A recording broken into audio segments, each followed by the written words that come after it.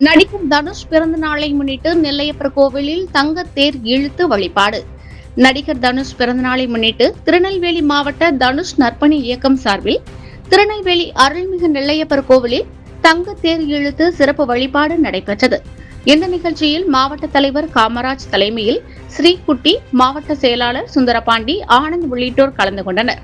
மேலும் மாவட்ட நிர்வாகிகளான ஹரி, பாலாஜி, வினோத், செல்வகணேஷ், வழக்கறிஞர் குருநாதன் மற்றும் ஏராளமான தனுஷ் ரசிகர்கள், பொதுமக்கள் பங்கேற்று நடிகர் தனுஷின் பிறந்த நாளை சிறப்பாக கொண்டாடினர்.